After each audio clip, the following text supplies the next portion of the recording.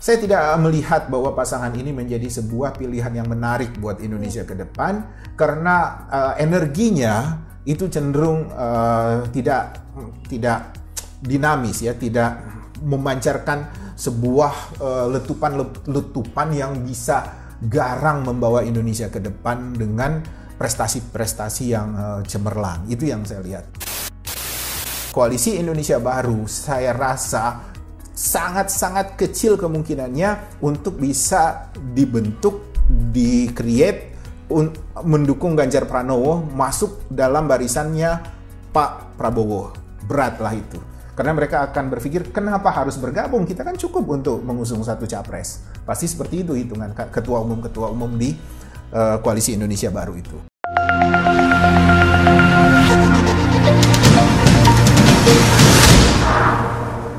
Halo teman Citra Indonesia, kami jamin Anda menang. Kembali lagi bersama saya Putri. Pada kesempatan kali ini kita akan membahas seputar Pilpres 2024 nanti. Nah, yang akan kita bahas adalah Prabowo dan Ganjar. Untuk lebih jelasnya langsung saja kita tanyakan kepada konsultan politik kita. Baik Pak, menurut sepengetahuan Bapak nih, kok bisa ada isu tentang Prabowo dan Ganjar dipasangkan untuk Pilpres 2024 nanti? Iya. Isu itu muncul dan menjadi sebuah keniscayaan untuk digadang-gadangkan itu karena ternyata para kingmaker di Indonesia ini termasuk Ibu Megawati, Pak Jokowi atau siapapun lah yang punya kekuasaan untuk menyetir figur-figur ini melihat pilihan-pilihan itu menjadi terbatas, alternatifnya semakin mengerucut. Sehingga mereka berusaha menciptakan alternatif baru yang belakangan kita mulai terhenyak. Ternyata Prabowo mungkin bisa dipasangkan dengan Ganjar Pranowo. Nah, kalau publik mengatakan bahwa ini adalah calon alternatif, ya sah-sah saja. Tapi bagi Citra Indonesia, mewujudkan Prabowo Ganjar itu perjalanannya masih sangat jauh. Karena kepentingan Prabowo berbeda, kepentingan Ganjar berbeda, dan kepentingan Pak Jokowi mungkin juga berbeda. Jadi tetap yang namanya pengaruh ketua umum parpol itu akan lebih mewarnai, akan lebih signifikan untuk memasangkan sebuah figur sebagai calon presiden dan wakil presiden. Itu yang bisa kita sampaikan. Kemudian seandainya jikalau Prabowo dan Ganjar ini menjadi pasangan Pilpres 2024 nanti, itu apakah akan selaras perjalanannya, Pak? Nah, ini kalau kita memikirkan apakah mereka selaras atau tidak, itu lebih jelimet lagi. Karena memikirkan mereka berpasangan saja tidak sederhana yang dibayangkan orang. Itu. Jadi atas dasar call apa gitu ya, atas dasar tawaran apa, Ganjar bisa dipasangkan dengan Prabowo. Ganjar bukan ketua umum parpol. Ganjar belum tentu direstui oleh parpol yang selama ini menaungi Pak Ganjar Pranowo. Kemudian juga Ganjar apakah mau menempatkan posisinya sebagai wakil, hanya sekedar wakil. Sementara sejauh ini pendukung Ganjar juga hingar-bingar.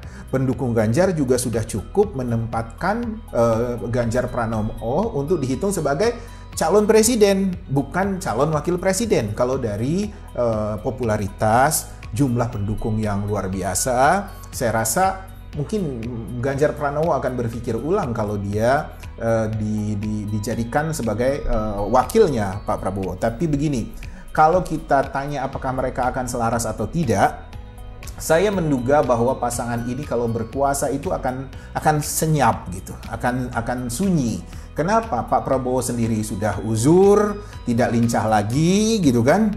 Kemudian Ganjar Pranowo sendiri juga pasti akan kebingungan. Wong jadi gubernur Jawa Tengah aja tidak banyak gebrakan gitu kan. Tidak pernah bakar-bakar sesuatu yang membuat publik terbelalak kemudian melihat itu sebagai sebuah prestasi yang luar biasa gitu. Tapi apalagi ini cuma posisinya sebagai wakil. Saya rasa Pak Ganjar Pranowo akan lebih silent, akan lebih hanya menjalankan fungsi dan perannya seperti Pak Ma'ruf Amin sekarang. Kita kan hampir tidak pernah mendengar Pak Ma'ruf Amin bicara apa, bersikap apa, mengomentari apa. Nah, saya duga Mas Ganjar Pranowo akan lebih seperti itu nantinya.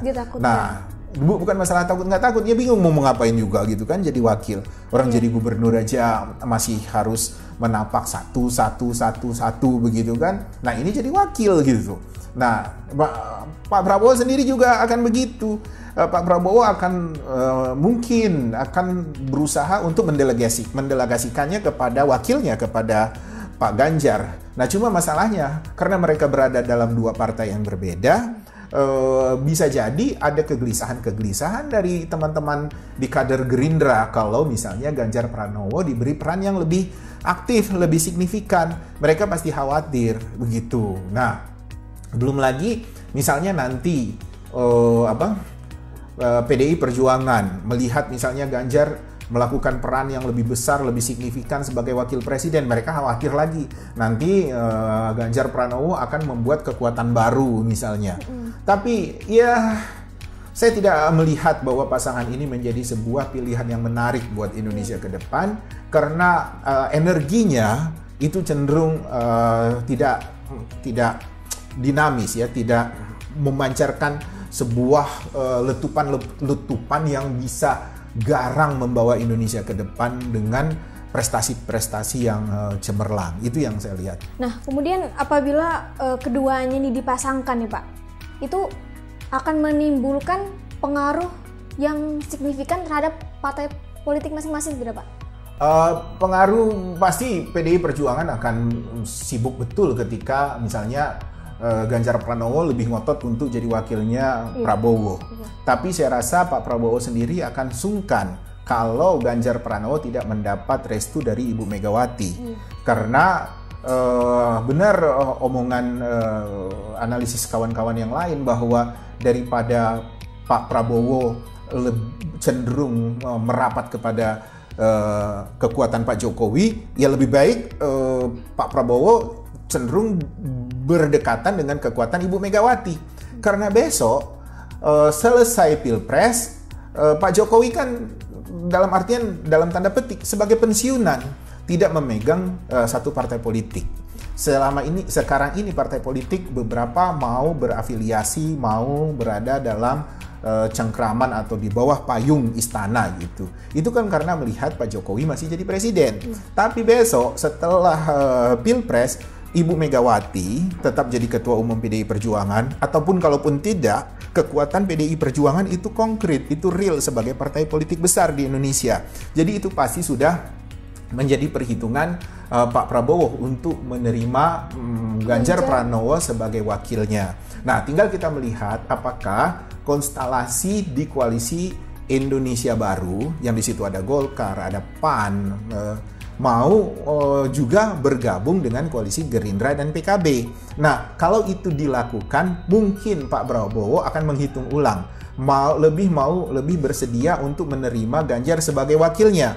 Tapi mengatur atau mengarahkan atau mengajak Golkar tidak sederhana mengajak partai-partai kecil, karena Golkar adalah partai besar dan bukan hanya jumlahnya saja yang besar, tapi pengalaman mereka juga besar. Orang-orang di sana juga adalah orang-orang besar yang tidak mudah untuk diatur-atur atau diiming-imingi atau dibaris-bariskan. Mungkin ketua umumnya bisa diarah-arahkan, tapi yang lain-lain sulit. Ketika ketua umum Golkar tidak bisa mengendalikan internal partai, ketua umum Golkar tidak lagi menjadi seksi sebagai kekuatan politik untuk mempengaruhi koalisi yang mengusung satu pasangan calon presiden begitu. Jadi koalisi Indonesia Baru saya rasa sangat-sangat kecil kemungkinannya untuk bisa dibentuk, di-create, mendukung Ganjar Pranowo masuk dalam barisannya Pak Prabowo. Beratlah itu. Karena mereka akan berpikir, kenapa harus bergabung? Kita kan cukup untuk mengusung satu capres. Pasti seperti itu hitungan ketua umum di koalisi Indonesia Baru itu. Kemudian dari pengaruh tersebut nih Pak, itu akan menimbulkan atau mengarah ke sisi positif atau sebaliknya Pak? Ya, kalau bicara posisi positif atau negatif, buat kita dalam perspektif rakyat ya, rakyat itu akan mendapat posisi yang positif apabila jumlah pasangan itu banyak.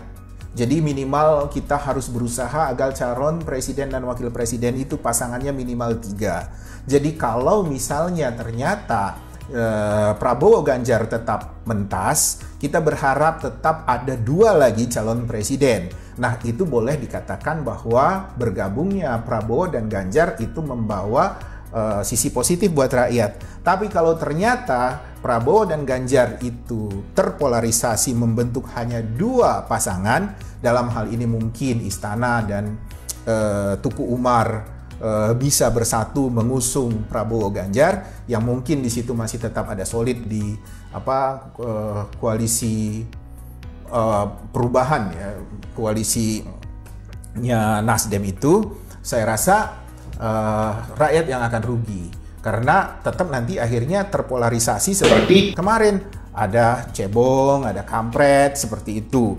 Dan kalau pilihan itu terbatas hanya 2, rezim siapapun itu yang punya kekuatan, yang punya kekuasaan akan lebih mudah mengendalikan 2 pasang saja untuk kepentingan elit. Untuk kepentingan elit, bukan untuk kepentingan rakyat. Nah, apabila pilihan itu makin banyak, pengendalian itu akan lebih sulit oleh elit, dan rakyat lebih punya alternatif, dan rakyat bisa diuntungkan dengan kondisi seperti itu. Nah, jadi mudah-mudahan kalaupun terjadi Prabowo Ganjar, itu pilihan-pilihan tetap banyak buat rakyat Indonesia terhadap calon-calon presiden ini. Nah, kemudian menurut Bapak nih, ketika 2 figur ini dipasangkan ataupun disatukan, yang memang sama-sama kita ketahui juga memiliki background partai politik yang sama-sama kuat. Nah, apakah bisa merubah kesejahteraan rakyat itu sendiri, Pak? Sebelum saya menjawab kesejahteraan rakyat, saya akan menjawab dulu. Mbak Putri mengatakan punya kekuatan partai politik yang sama-sama kuat. Ganjar Pranowo sampai hari ini belum bisa menjadikan diri dia sebagai representasi partai PDI Perjuangan. Belum, karena sampai hari ini Ganjar Pranowo hanya sebatas sebagai kader PDI Perjuangan. Jadi kalau kader, dia belum bisa membawa lokomotif ini, belum bisa membawa gerbong ini menjadi sebuah kekuatan politik. Nah, dia mesti mendapat dukungan dari ketua umum dan elit-elit partai di PDI Perjuangan itu. Tapi taruhlah kita asumsikan Mas Ganjar mendapat dukungan itu, dukungan politik itu, sehingga seperti pertanyaanmu tadi, ada Gerindra dan ada PDI Perjuangan. Nah, apakah Gerindra dan PDI Perjuangan bisa mampu membawa kesejahteraan buat rakyat Indonesia ke depan?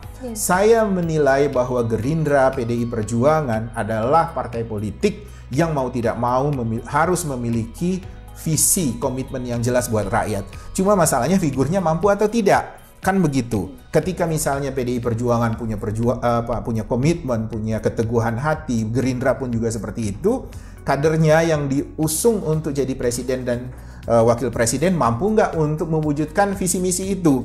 Nah, saya meragukan itu. Seperti yang kita jelaskan tadi, bahwa Pak Prabowo sudah semakin uzur, Mas Ganjar juga pasti akan kebingungan sebagai wakil. Entah kalau posisinya dibalik. Tapi posisinya dibalik, saya juga meragukan itu menjadi sebuah solusi kalau bicaranya untuk kesejahteraan rakyat. Pasangan pilpres yang ideal adalah pasangan pilpres apabila satu pasangan itu jumlahnya banyak. Maksimal kan kita kalau dari segi ketentuan sekarang itu 4 pasang.